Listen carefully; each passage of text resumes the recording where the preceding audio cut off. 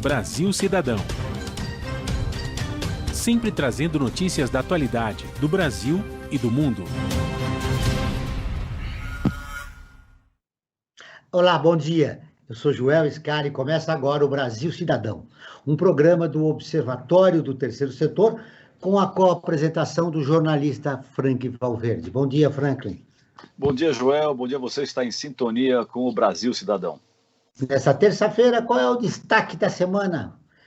O destaque da semana é a instalação da CPI da Covid, né? Eu acho que ela é importantíssima no momento que nós estamos vivendo. Nós já estamos em mais de 370 mil pessoas. Eu acho que quando essa CPI acabar, infelizmente já estaremos em mais de 400 mil, né? Caminhamos por 500 mil de pessoas mortas nesse país, infelizmente. O sucesso da CPI está na pressão popular para que ela dê resultados, não acabe em pizza. Então, acho que todo mundo, apesar na sua casa, usando as redes sociais, vamos pressionar a CPI para realmente revelar quem é o responsável por esse caos que foi instalado no Brasil.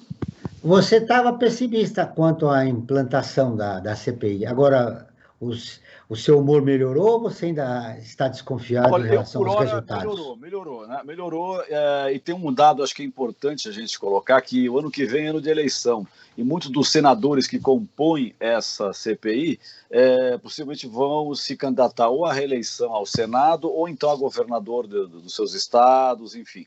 Então, ou tem até a sua curriola que ele quer colocar no parlamento, então ele vai, acho que, ter uma atitude um pouco mais crítica frente ao governo federal, que é o grande responsável, todos nós sabemos, pela situação que o Brasil está vivendo. Embora um pessimismo generalizado em relação à pandemia, especialmente em relação à CPI, nós esperamos que funcione e responsabilize o governo federal pelos desmandos durante a pandemia. Mas a pauta do programa do Brasil Cidadão de hoje são os profissionais da saúde na pandemia. Há um ano, profissionais de saúde vêm enfrentando um cenário de calamidade, com a lotação das UTIs e a falta de insumos básicos, como oxigênio, e a descrença da população nesse cenário de como lidar diretamente com uma tragédia que equivale à queda de 20 aviões. Para refletir sobre o assunto, nós vamos receber o Gustavo Cabral, que é imunologista, PhD e pesquisador da Universidade de São Paulo, onde lidera a pesquisa e desenvolvimento de vacinas contra o coronavírus, assim como vacinas para o chikungunya a Zika vírus. O médico Jamil Soleman, ele é médico infectologista do Instituto de Infectologia Emílio Ribas. Você vai conferir as notícias do mundo com o repórter Alexandre Soares, da Rádio ONU, direto de Nova York. E os destaques do Observatório do Terceiro Setor com a Isabela Alves. Gustavo Cabral, bom dia, seja bem-vindo novamente ao nosso programa. Bom dia, Joel. Bom dia, Frank. Bom dia, Jamal. É um prazer estar aqui com vocês. Acho que é sempre bom esclarecer tanta coisa de forma livre, assim. Isso é muito, muito importante para nós. Jamal, seja bem-vindo novamente ao nosso programa. Um bom dia para você. Obrigado de novo pelo convite. É uma delícia estar aqui, apesar do tema triste, né? Que a gente caminha para 400... Nós legitimamos 400 mil pessoas mortas. Então, é muito interessante, porque ontem eu li um texto na Folha do Hélio Schwartzman, que coloca muito claramente, né? A gente começa a ver esse número e não consegue enxergar pessoas atrás deles. E, apesar disso, eu acho que a gente está fazendo um esforço imenso. Esse grupo aqui enxerga pessoas atrás desses números e está tentando, e eu acho que é isso, né, que a gente precisa fazer, todos os dias, todas as horas, chamar a atenção da comunidade. Olha, atrás disso tem gente, não é um número só, não são 370 mil pessoas, e rapidamente a gente está caminhando para as 400 mil mortes. Então, vamos parar, estancar esse processo, porque o próximo na fila pode ser, inclusive, você. Se você não quer virar número, aqui estamos nós. É verdade. Jamal, dois fenômenos assim distintos. Nós naturalizamos a morte aqui no nosso país, na pandemia, e por que nós vivemos nessa síndrome de normalidade, quando como você acabou de dizer, estamos chegando a 400 mil mortos? no país? Eu acho que a gente tem uma variável para o bem e para o mal, né? Que é a imprensa e a rede social. Para o bem, eu me lembro, e hoje de manhã, inclusive, eu vinha refletindo que mudanças, elas podem ser evolutivas ou involutivas, né? Eu acho que a gente fez uma mudança evolutiva. No primeiro mês da pandemia, por conta da minha atividade de doença infecciosa, eu fui chamado para instrumentalizar a população nas formas que ela podia se proteger. E eu, as primeiras 4 semanas, falava abertamente, usando todo o conhecimento que a gente tinha sobre proteção e máscaras, que as máscaras aumentavam o risco de contaminação de população que não sabe usar. Quem é a população que não sabe usar? Isso inclui população da área de saúde, que não estava familiarizada com o uso de máscaras. Um contingente, obviamente, estava, outro contingente não estava. E isso se sabia através de vários estudos clínicos que aumentava o risco de contaminação. A variável rede social e imprensa não estava posta. Quando entrou e que a gente pôde usar dessa rede para dizer, olha, é assim que usa, em 4 semanas, obviamente, todos nós mudamos a opinião sobre um equipamento de proteção individual, e isto foi para larga escala, incluindo a confecção domiciliar desse equipamento. Veja, isto para mim, olhando agora a evolução, é uma evolução, não é involução. Ao contrário disso, o que a gente está legitimando em relação ao número de mortos, eu acho que isto é uma involução. A gente acabou vendo, e aí para o mal, porque os números não são capazes de mostrar, ainda que se coloque eventualmente histórias pessoais dos indivíduos, não são capazes de mostrar a dimensão dessa catástrofe. E no meio disso, Joel, só para encerrar, a gente ainda tem uma comemoração mórbida, né? Que eu chamo isso das pessoas fazendo festas clandestinas. Para mim, se você não quer se mover no sentido de demonstrar empatia, fica pelo menos quieto. Assim, nós estamos vivendo uma situação em que as pessoas fazem festa. Eu de verdade, eu não sei qual para mim, só pode ser para comemorar a catástrofe. Eu não consigo enxergar outra situação num cenário desse. Eu já tentei fazer o paralelo, por exemplo, com a situação de guerra, né? Então, em alguns lugares, por exemplo, a Segunda Guerra Mundial tem várias histórias relacionadas a isso, em que o dominador promovia esse tipo de situação. E ao final dela, a gente tem aquelas festas hedonistas, né? A ciência e as artes com uma explosão depois dessa contenção. Só que agora, eu acho que é um pouco diferente, né? Você tem uma coisa que compromete todo mundo, que está do seu lado, e você faz isso. É uma loucura. Gustavo, eu quero te ouvir. Como é que o pesquisador se sente, tem a sua sensibilidade provocada num momento como esse, negacionista? Isso é incrível, sabe? Isso vai muito além, assim, do senso. Primeiro, é muito complicado explicar, né? Mas, de certa forma, a gente é meio que preparado, nós somos preparados para entender que sempre há o negacionismo, né? Historicamente falando. Tá? Mas esse negacionismo, de certa forma, é fácil de combater. São grupos, sabe? Às vezes a gente brinca entre amigos, olha, o negacionismo, antivacina, dando exemplo, é bem europeu, assim, um país que conseguiu a estabilidade social por causa da vacina, assim, sabe? E a gente sempre tem essas discussões, historicamente. Mas hoje o que mais assusta, Joel, é a questão do poder, né? Do presidente da República dar um suporte ao negacionismo. E aí foge do controle.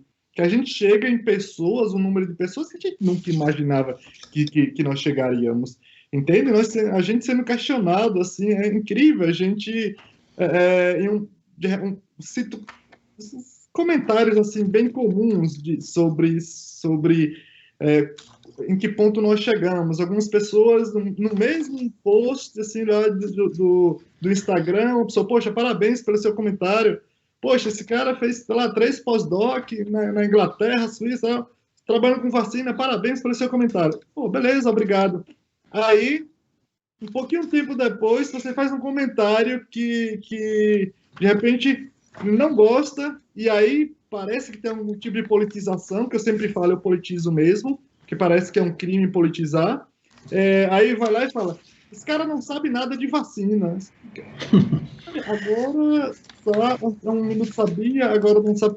Então, as coisas ficaram muito, assim, insanas. Se você não concordar, você é totalmente fora do... É um fenômeno da polarização, né? O país está dividido nessa polarização.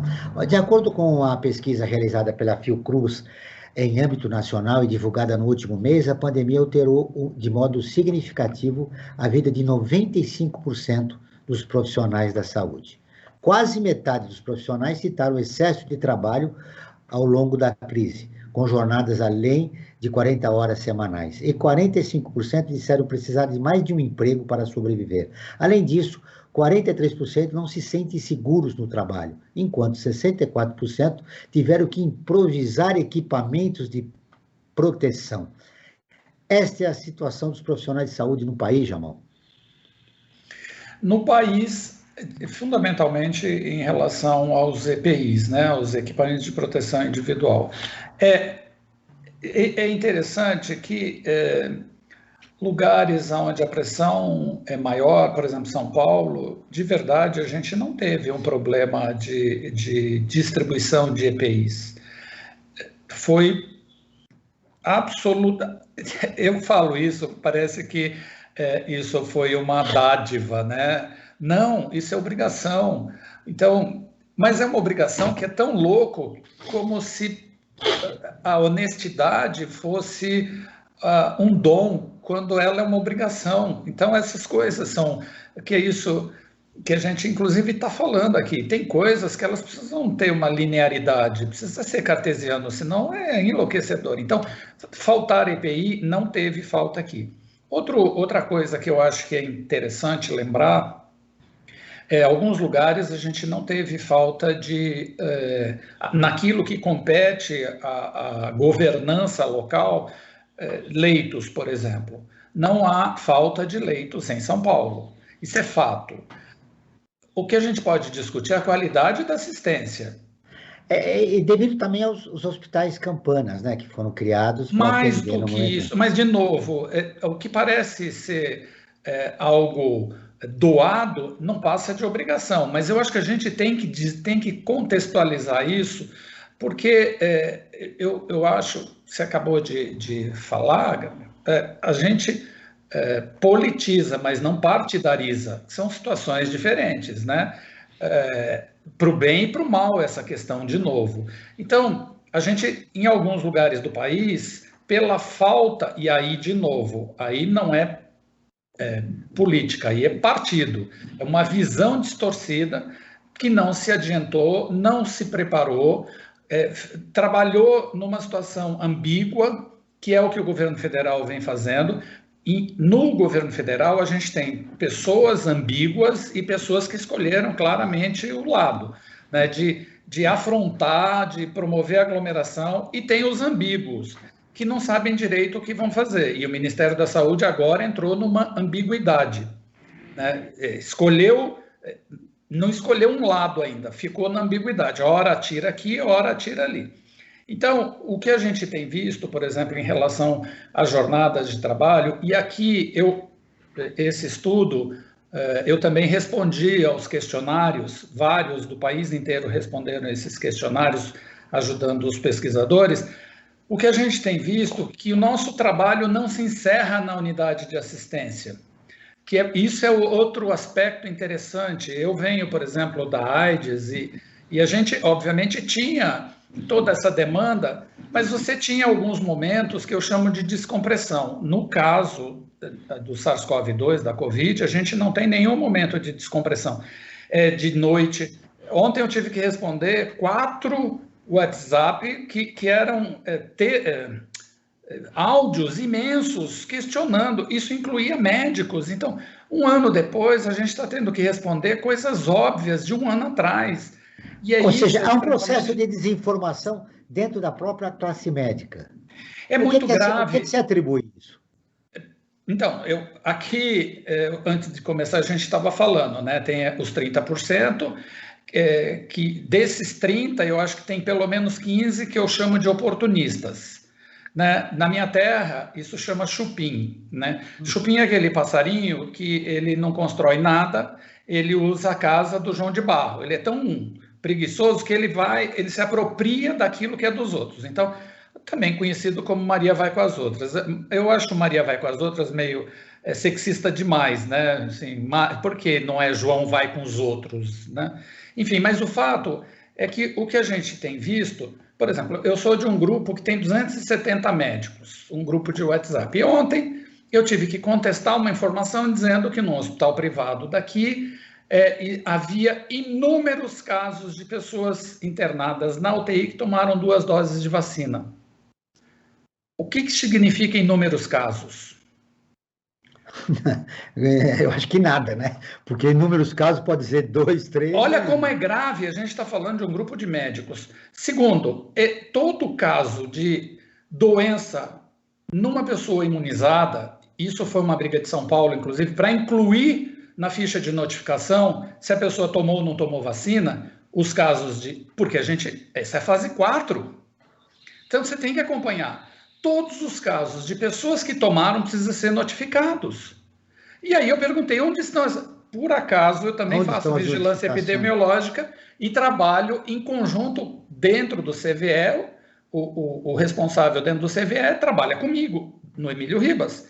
Então, onde estão esses casos que vocês estão falando? Aí, só que a informação já foi, né? Isso já atingiu, o WhatsApp tem esse problema, né? O cara lê o primeiro e não lê a resposta, ainda que você chame atenção para aquele fenômeno. Então, você está colocando uma coisa que eu acho que é fundamental. Num momento importante, nessa segunda onda da pandemia, dentro da própria classe médica, há um processo de desinformação. Eu vou querer continuar nesse assunto, Jamal, mas agora eu preciso chamar a Rádio ONU, que é a parceira de conteúdo do Observatório do Terceiro Setor, com a matéria.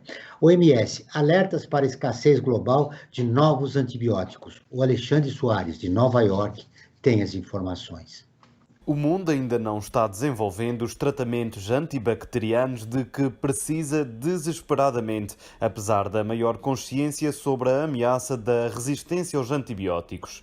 A conclusão faz parte de um novo relatório da Organização Mundial da Saúde, OMS, revelando que nenhum dos 43 antibióticos atualmente em desenvolvimento resolvem o problema da resistência às bactérias mais perigosas do mundo. Em comunicado, o diretor-geral assistente da OMS, Anand Balki, disse que a falha persistente em desenvolver, fabricar e distribuir novos antibióticos eficazes está alimentando ainda mais o impacto da resistência antimicrobiana e ameaça a capacidade de tratar infecções com sucesso. Quase todos os novos antibióticos lançados no mercado nas últimas décadas são variações das classes de antibióticos descobertos nos anos 80. O impacto do problema é mais grave em ambientes com recursos limitados e entre grupos vulneráveis, como recém-nascidos e crianças pequenas. A pneumonia bacteriana e as infecções da corrente sanguínea estão entre as principais causas de mortalidade infantil abaixo dos 5 anos de idade. Cerca de 30% dos bebés com menos de um mês de vida, com sepse, morrem devido a infecções bacterianas resistentes a vários antibióticos. Da ONU News em Nova York, Alexandre Soares. Continuamos com o Brasil Cidadão, programa do Observatório do Terceiro Setor. Hoje estamos falando sobre os profissionais da saúde na pandemia, com o Gustavo Cabral, que é imunologista e PhD e pesquisador na Universidade de São Paulo, e o médico infectologista do Instituto Emílio Ribas, Jamal Suleiman. Eu quero te ouvir, Gustavo. A gente estava numa discussão no bloco anterior, antes de ouvir o Franco, eu quero falar um pouco com você a respeito de outras vacinas que a discussão sobre elas está sendo superada, claro, por causa da pandemia, mas que elas são muito importantes, né? Está tendo uma vacinação aqui em São Paulo, outro dia me chamou a atenção, contra a gripe. Mas e a Zika, a chikungunya? Como é que está essa situação de outras vacinas que foram superadas por esse momento grave que o país passa, né? Então, é um momento bastante complexo, assim. A gente tem as campanhas de vacinação, como você falou, da gripe, que todos precisamos aderir, né? Assim como a campanha de vacinação da Covid.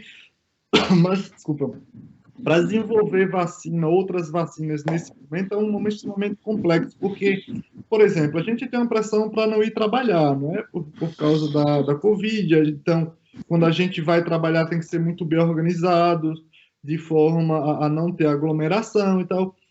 E os trabalhos estão sendo permitidos pura e simplesmente para a Covid-19. Assim, a gente não tem permissão para trabalhar com outras doenças infecciosas. Aí, em meu caso, o que é que eu tento fazer? E quais as consequências? Elas não estão controladas, né? Porque a gente falava da Zika no ano passado, da necessidade do controle maior. Dengue, não estão, então, e está longe de controlar. Para mim, eu consigo adaptar bem essa questão, porque eu trabalho no desenvolvimento tecnológico. Então, o desenvolvimento tecnológico que eu uso para a vacina da Covid é o mesmo desenvolvimento que eu uso para a da Zika. Então, o que é que eu faço? Eu uso a mesma tecnologia, então eu mantenho toda a equipe conectada para trabalhar, porque uma coisa ajuda a outra. Então, assim que surgir mais a permissão e o espaço para fazer os testes, aí eu já vou com um desenvolvimento tecnológico bem mais avançado, bem mais testado. Então, a gente tem que ter um pouco dessa habilidade de como fazer. Outra coisa é essa parte financeira, porque ciência não se faz apenas com olha, eu tenho uma boa inteligência, tenho uma boa ideia, e a gente não vai desenvolver nada sem um suporte. Ciência por si só, ela é bastante cara, entre aspas, né? Não é cara porque o retorno que se obtém é fora de qualquer cálculo fácil de fazer. Mas, assim, fazer ciência desse nível não é muito barato. Então, a gente precisa muito dessa abertura, essa habilidade para negociar com o público, com o privado, montar estratégias, buscar parceiros. É uma coisa que não é fácil, porque aqui a gente tem muita gente. Por mais que as pessoas ainda falem, poxa, a importância da ciência, ok, a importância da ciência, mas nós tivemos o exemplo do Zika vírus, e depois que a poeira baixou, todo mundo esqueceu. Entende? É verdade. É verdade. Então, tem coisas que a gente precisa entender, que ciência, tecnologia e inovação não é imediato, mas assim, tem que ser permanente, tem que ser estável. Caso contrário, a gente vai viver isso por várias gerações. O desafio da comunicação é fundamental nesse aspecto da vacinação, porque existe já uma campanha, né, contra a vacinação, que já vem lá dos Estados Unidos já há algum tempo. Jamal, eu preciso chamar o Franklin, mas antes eu quero que você responda rapidamente. Uma mensagem que eu recebi aqui, lembrando que eu tenho que falar sobre um grupo de pessoas no interior iam lá se vacinar contra a gripe, receberam a vacina contra o coronavírus, inclusive crianças, né? Eu queria uma análise sua. O resultado disso é aquele processo de desinformação que existe dentro dos profissionais de saúde. O que aconteceu? É surpreendente que no meio disso tudo a gente tenha esse tipo de situação, para dizer o mínimo. As salas de vacina no país, elas são extremamente bem organizadas, elas são treinadas, não é um negocinho que o Gustavo chama bastante atenção em relação à ciência, que precisa de recurso financeiro.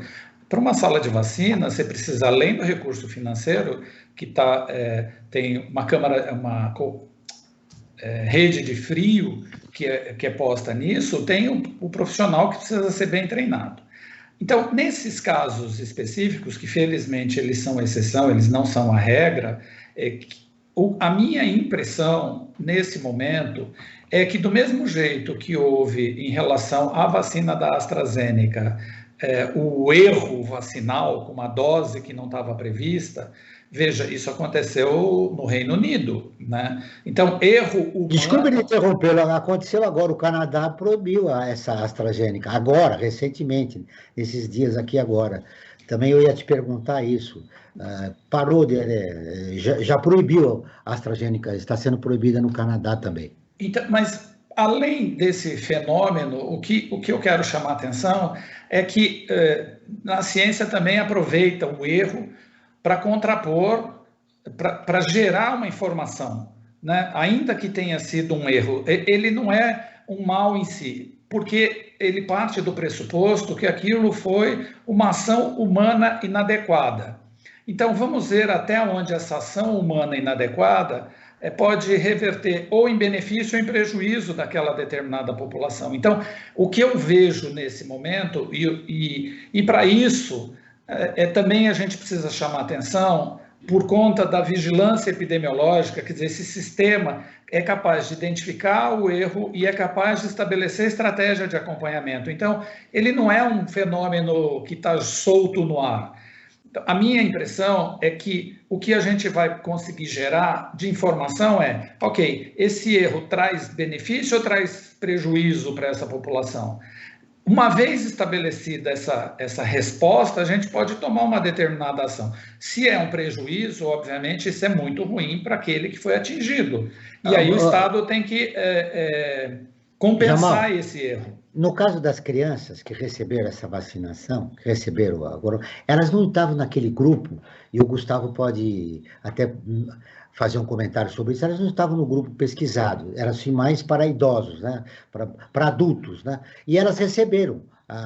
O que pode acontecer com essas crianças? Em tese, nada. Porque, como a plataforma é de vírus inativo, e a vacina de gripe, por exemplo, é a mesma plataforma, não tem diferença. Em tese, nada. Qual é o problema aqui? O problema é que os ensaios clínicos de fase 3 disponíveis e publicados não contemplam essa população. Então, do ponto de vista da ciência, se a gente está falando que a medicina precisa, a ciência tem que estar baseada em evidência, é disso que a gente está falando. Só que aqui aconteceu um equívoco. Então, eu me reportei à vacina da Oxford, por exemplo, porque houve um erro no ensaio de fase 3 que acabou sendo benéfico, colocar isso entre aspas, porque deu uma resposta.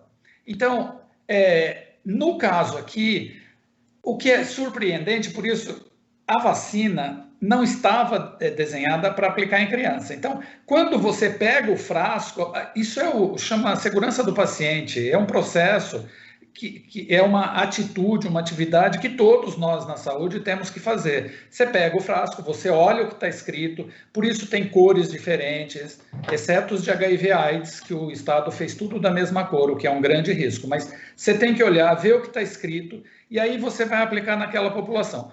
Para Covid, essa população estava excluída. Então, a pessoa que fez sequer se deu ao trabalho, ainda que tivesse dentro da mesma geladeira, não se deu ao trabalho de olhar o que estava fazendo. Isso é muito grave, né? Mas, apesar disso, a gente tem que dar resposta. Foi um erro humano. Ao longo do programa, eu quero conversar com você e com o Gustavo sobre os efeitos colaterais. Por exemplo, eu interrompi você para falar que o Canadá proibiu a AstraZeneca. Por causa da trombose. Um número significativo de pessoas que tomaram a vacina estão tendo trombose. Que é um medo já não generalizado aqui no país, mas um receio de se tomar essa vacina aqui, porque ela deve ser aplicada aqui também. Tá? Mas antes eu quero colocar você nessa discussão, Franklin. Você tem informações, você tem enquete, enfim. Sim, tem várias coisas para falar. A primeira delas é para os nossos e para as nossas ouvintes, né? É que nós temos um canal aberto diretamente com todos e todas que queiram fazer perguntas, que queiram dar sugestões de pautas, críticas e também elogios, né? Nós também gostamos de receber elogios de quem nos acompanha, né? Que o nosso canal aberto é através do WhatsApp, e eu peço que vocês anotem o número do nosso WhatsApp. Prefixo 11 aqui de São Paulo, 988512317. Vou repetir, prefixo 11 aqui de São Paulo, 988512317. E nós do Observatório do Terceiro Setor costumamos fazer enquetes, né, para sentir um pouco a temperatura do momento a respeito dos assuntos que nós abordamos nos nossos programas. E a nossa enquete de hoje com relação a essa situação que nós estamos vivendo da Covid-19. Nós sabemos que há um atraso na aplicação das vacinas, né, na distribuição das vacinas pelo país inteiro. Então, nossa questão é, o governo é responsável pelo aumento dos casos de morte de Covid no Brasil? Essa foi a pergunta feita na nossa enquete, e olha só o resultado. 91% disseram que sim, contra 9% que disseram que o governo não tem nada a ver. Enfim, essas pessoas estão mal informadas, né, não querendo, né, mas enfim, estão mal informadas que, pelo que a gente vê, esse número 91 deveria ser muito maior, inclusive. Né? É a famosa síndrome da normalidade, né? Ou estão achando que estão vivendo na Lua, né? Ou simplesmente estão desconectados da realidade que nós estamos vivendo, né, Joel? E eu queria colocar uma questão, tanto para o Gustavo como para o Jamal. No início, né, um ano atrás, né, o que se discutia muito é que a Covid-19 era uma doença nova, e que ainda não haviam protocolos de como conduzir, como tratar a doença, tá? E que isso ia se dar através da vivência, do combate a essa doença, iam se formar esses protocolos, né? Isso de uma forma bem leiga, né? Vocês são médicos, vocês podem esclarecer isso melhor. Mas, enfim, que não haviam esses protocolos. Então, a questão que eu coloco, né? Hoje, um ano depois, já existem protocolos mais firmes de combate à doença da Covid-19, ou ainda o fundamental é na prevenção, máscara e isolamento social? Jamal. Essa pergunta é super interessante, porque, de novo, eu falei da história da evolução, da involução, a maior parte dos serviços criou a evolução. Porque toda doença nova precisa ter um conhecimento construído. A gente sai de alguma coisa, né? Uma doença viral multissistêmica com uma característica X. No caso de SARS-CoV-2, tinha uma característica um pouco mais agressiva. Os primeiros trabalhos mostravam uma incidência grande em determinadas faixas etárias. Então, o vírus primário tinha aquelas características, e à medida que a gente foi construindo conhecimento, a gente foi testando várias hipóteses. Então, existe um protocolo para cada fase da doença. E aqui é que está o pulo do gato, ou a parte que acabou sendo politizada no seu pior sentido, que para cada fase da doença, você tem uma determinada abordagem, e nenhuma dessas fases existe a história do tratamento precoce e nem do profilático, porque não existe doença precoce nem doença profilática. E é interessante porque se apropriaram de conceitos que a gente usa com muita frequência em doenças infecciosas emergentes ou endêmicas, o que quer que seja, para colocar isso no seu pior significado.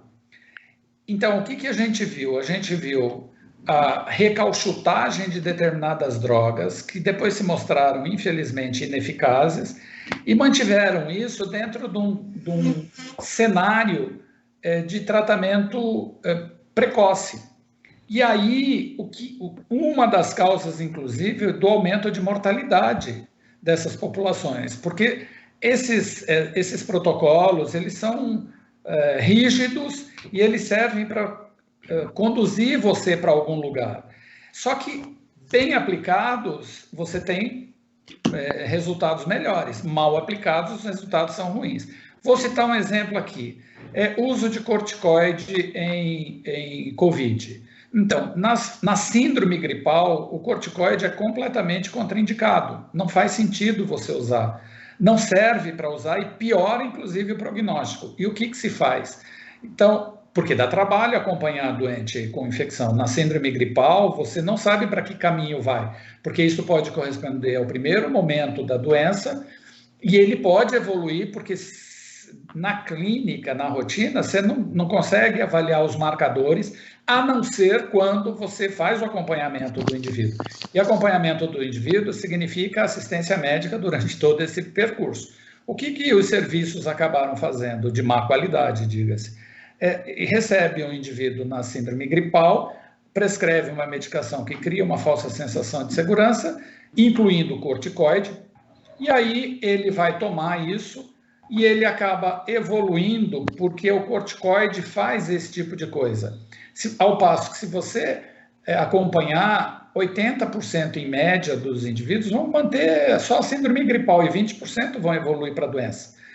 Então, esse deslocamento da má qualidade da assistência acaba impactando num aumento de morbidade, quer dizer, a doença piora, e de mortalidade, porque a doença mata. Então, esses protocolos, quando mal aplicados, de novo, para o bem e para o mal, né? A gente cria um protocolo de assistência que o Ministério em nenhum momento fez, o Ministério fez um arremedo, criou inclusive um aplicativo de péssima qualidade. Eu conheço alguns que foram chamados para Manaus e vendem a ideia de que a catástrofe manauara se deveu à variante e não à qualidade da assistência que eles mesmos levaram para lá, né?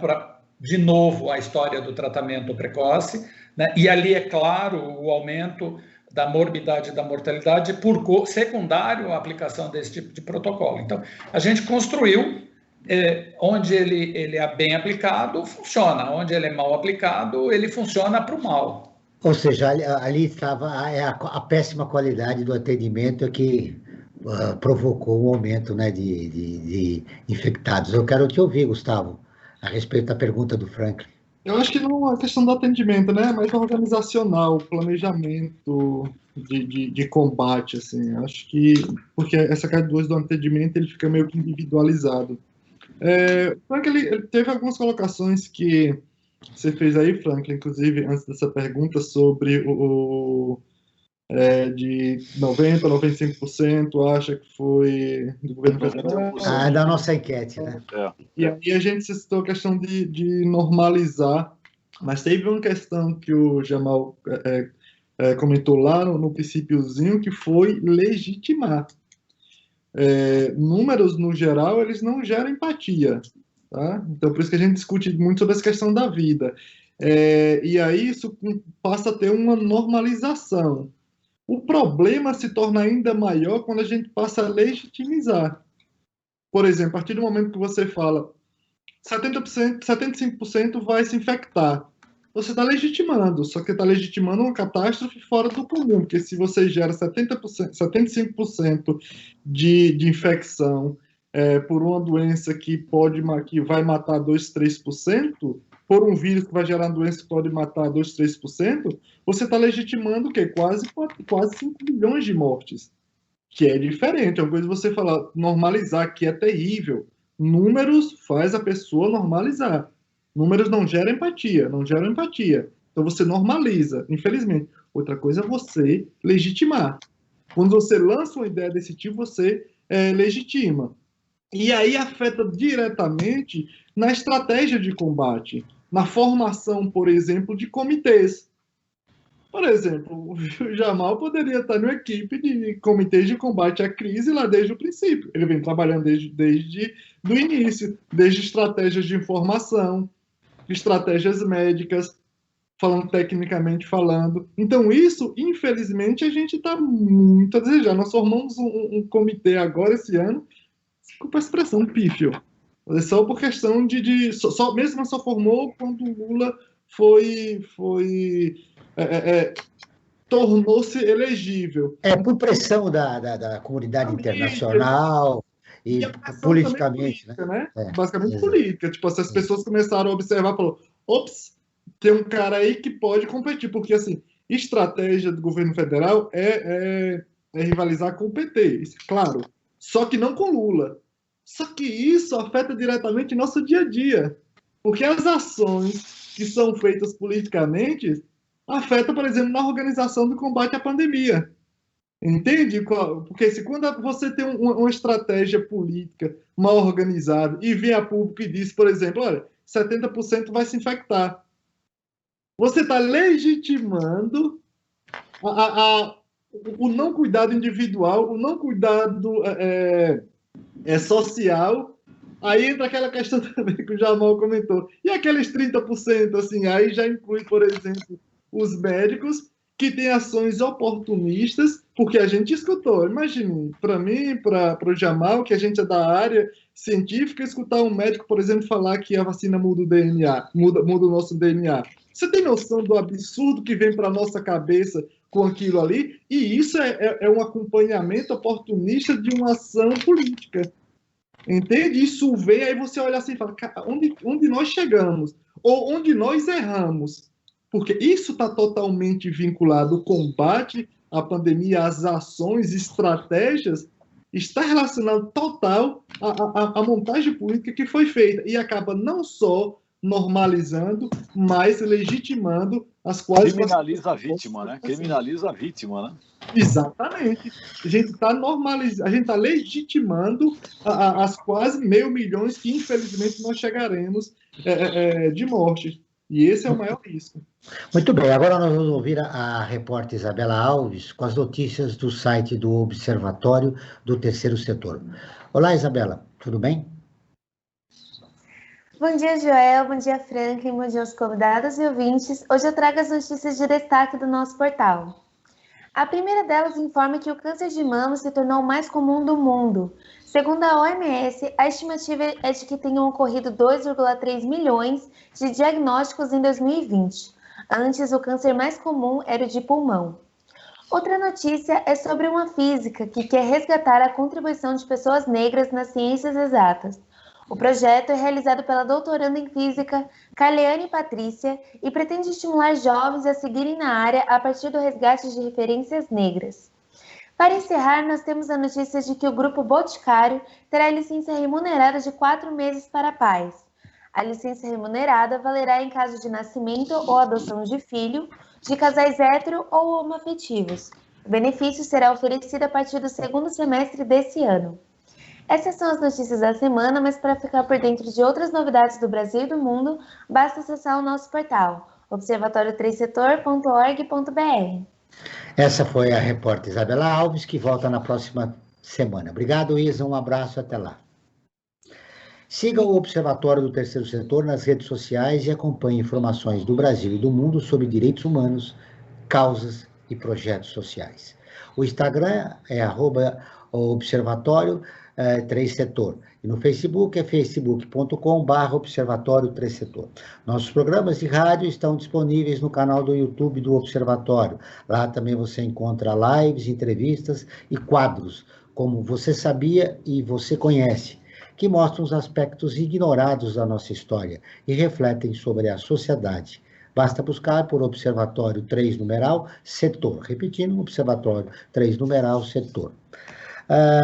Um estudo de pesquisadores da FGV mostrou que 80% dos trabalhadores da saúde do setor público, aí envolve você, Jamal, sentiram impactos negativos na saúde mental com a pandemia, sendo que apenas 19% buscaram ajuda para lidar com o problema, enquanto a pesquisa da Fiocruz indica que as alterações mais comuns no cotidiano dos profissionais foram perturbação do sono, 15%, irritabilidade e crise de choro, 13%, incapacidade de relaxar ou estresse, 11%, dificuldade de concentração, 9%, e perda de satisfação na carreira ou na tristeza. É um momento difícil para os profissionais na área de saúde, esse da pandemia, Jamal. Isso é um fenômeno que acontece com as pessoas que têm minimamente uma empatia, né? Ao contrário daqueles que não a têm e que, obviamente, não vão sofrer esse impacto. Então, a gente vê isso em outras doenças em que a transmissão interhumana ocorre. Eu venho do HIV/AIDS, a gente já viu isso em outros cenários. O problema aqui é que se acrescenta uma situação que é o medo, porque antes da vacina, e aí é muito interessante, antes da vacina, e eu converso muito, porque o meu hospital, ele tem uma característica, é um hospital de porta aberta, na cidade de São Paulo são poucos os hospitais de porta aberta, que manteve a porta aberta durante a pandemia e mantém essa porta aberta, e é um hospital que é predominantemente SUS, obviamente, e é voltado para populações menos providas de todas as coisas, o que inclui dinheiro. Então, a gente tem uma característica: se você não tiver empatia, ali não é o seu lugar. Eu não estou fazendo propaganda dele, porque ele nem precisa, são 140 anos, é um hospital que a cidade de São Paulo construiu. Então, essa história impacta sobremaneira. E nesse cenário, antes, o medo era de você, inclusive, levar isso para dentro da sua casa.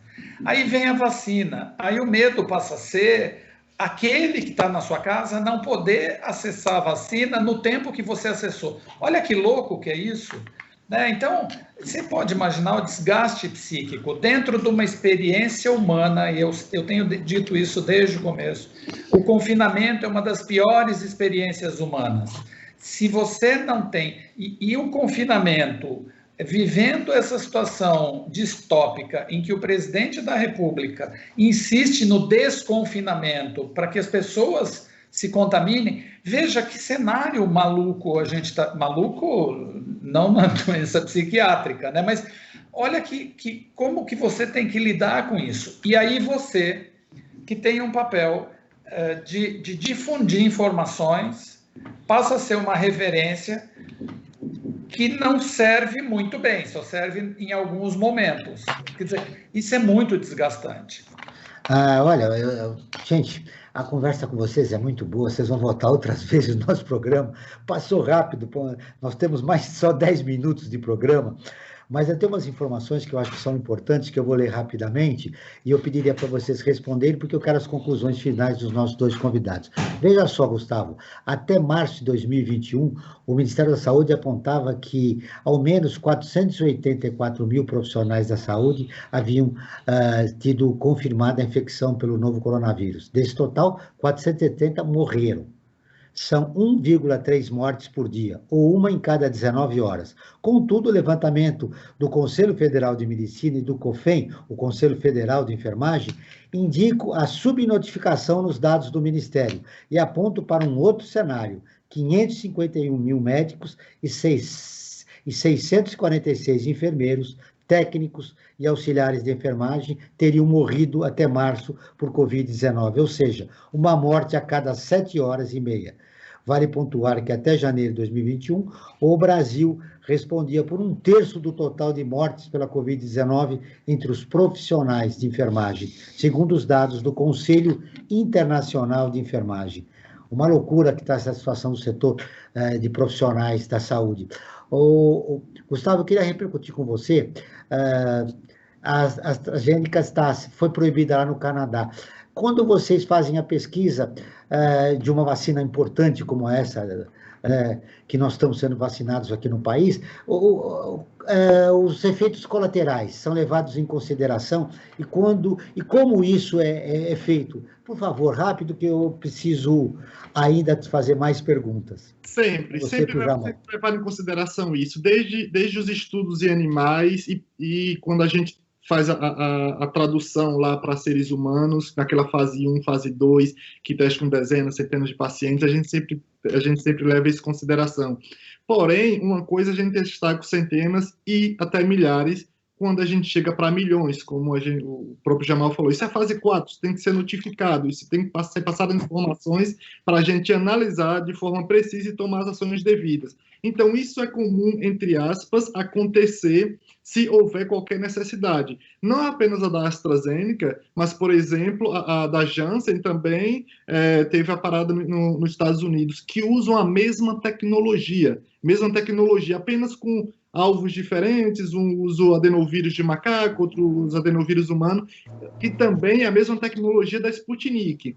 Então, de certa forma, nós estamos assim observando, o mundo está observando o que está acontecendo, o que pode causar com essa tecnologia, tá? Mas é algo para assustar? Não. Por exemplo, os números, vou dar um exemplo bem claro, os números de acometimento de coágulos é menor do que, por exemplo, fumantes.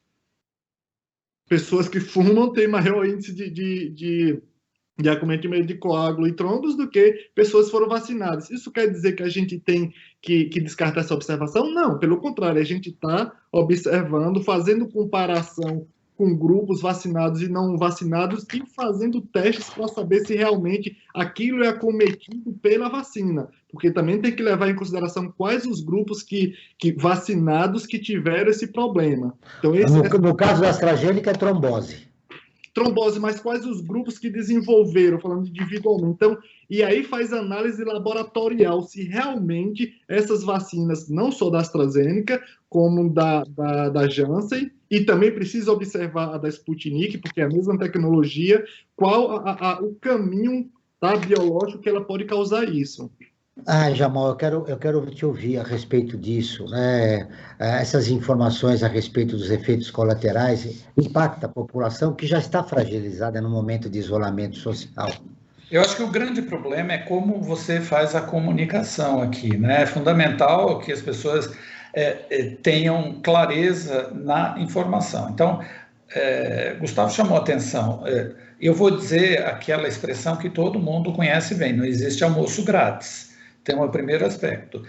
A vacina contra a febre amarela pode dar doença febre amarela. Então, é a febre amarela vacinal. É comum? Absolutamente.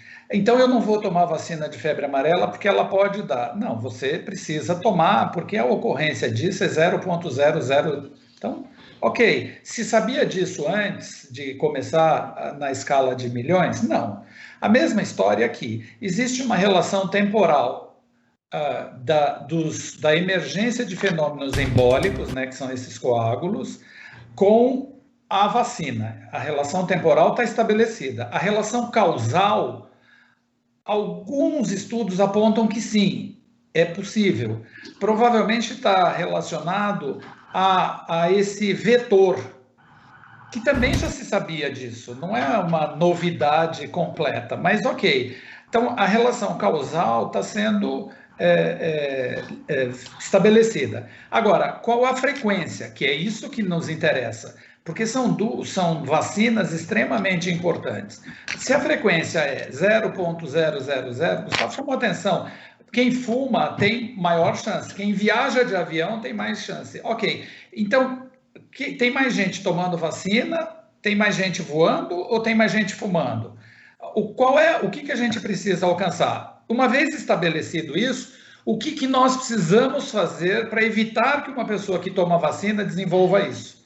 Porque não é necessariamente uma doença que mata a trombose. Pode matar, obviamente, mas você, uma vez conhecendo melhor esse cenário, você pode inclusive fazer intervenção para não perder completamente. E é importante divulgar com responsabilidade, né? Todo remédio, toda vacina tem o seu efeito colateral. Para a gente fechar o programa, Gustavo, o que de mais importante você gostaria de deixar registrado no nosso programa, da sua participação e o recado que você queria dar para a população, e principalmente ao ouvinte que está nos escutando agora? Olha, o contínuo respeito à vida. Eu acho que esse é um foco que a gente tem que ter. Isso vai muito além da Covid, mas o momento que nós estamos vivendo dá direção para isso. Então, se a gente está passando tanta dificuldade, com tanta repulsão, por exemplo, contra essas benditas atitudes de lockdown e isolamento social, vamos então fazer o distanciamento básico, juntar com o uso de máscara, higiene e aderir fortemente à campanha de vacinação. Isso vai prevenir a gente de chegar ao isolamento e lockdown, inclusive controlar a pandemia. O importante é o respeito à vida, Frank Valverde. Verdade, eu acho que as palavras do Gustavo estão perfeitas, acho que é isso que nós temos que fazer. Máscara, isolamento, campanha para vacina, é fundamental.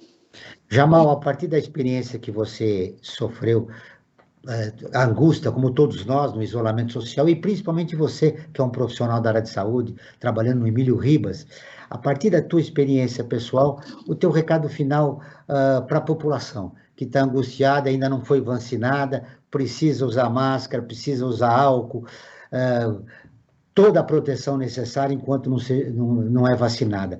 O que você diria para essas pessoas?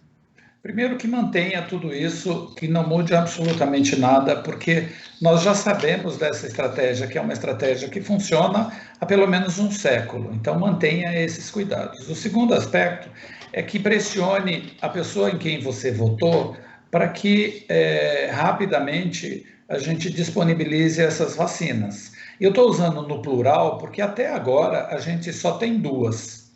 E só tem 2, inclusive, a campanha do governo está dizendo em 500 milhões de doses já contratados para 2021. Eu vou repetir, 500 milhões, está na imprensa, todos os canais de TV estão mostrando, 500 milhões de doses para 2021, sendo que essas 2 vacinas que nós temos não chegam a 500 milhões, mas nem se chovesse em 2021. Então, veja, não dá para confiar. Alguém que faz uma propaganda dessa, não dá para confiar. Então, pressione a pessoa em quem você votou. E, por último, eu queria aproveitar aqui para que quem está nos assistindo, que tenham empatia com quem hoje está passando fome. Então, participe das campanhas de arrecadação. O setor cultural, por exemplo, que parece uma coisa... E eu tenho visto isso com muita frequência nas redes sociais. Esses comunistas, não sabem nem o que é comunista, mas ok, está valendo. Ficaram mamando nas tetas do governo e agora não tem o que comer. Vai lá e pede para fulano, beltrano e ciclano, que são os artistas que mais aparecem. E uma pessoa que faz uma propaganda dessa não tem ideia do que significa o setor cultural. Eu estou falando desse porque é um setor que foi impactado de uma maneira absurda e que a gente, por exemplo, está fazendo uma campanha de arrecadação de recursos para técnicos cenográficos, camareira, um monte de gente que precisa e que moram, na maior parte das vezes, em situação que são vulneráveis. Então, tenha um pouco de empatia, participe das campanhas de arrecadação para vários setores da comunidade que precisam, né? A gente precisa ajudar. Uma mão segurando a outra não vai deixar ninguém para trás. A palavra de ordem é solidariedade no momento grave que passamos. Por isso, o Observatório do Terceiro Setor criou uma página para que você, ouvinte, você, cidadão, contribui com as organizações que desenvolvem projetos sociais importantes. Para participar é só entrar na nossa página,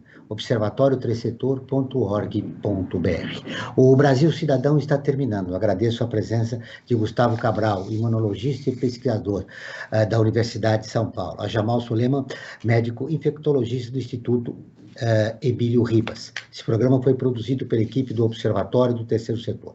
Na próxima quinta-feira, às 9 horas, acompanhe o nosso programa Observatório na Brasil Atual. Na pauta do programa, o terceiro setor na pandemia. Não perca.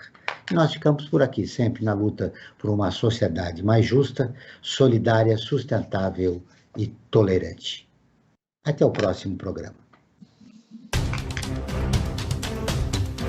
Ficamos por aqui com Brasil Cidadão, um programa do Observatório do Terceiro Setor, sempre trazendo notícias da atualidade, do Brasil e do mundo.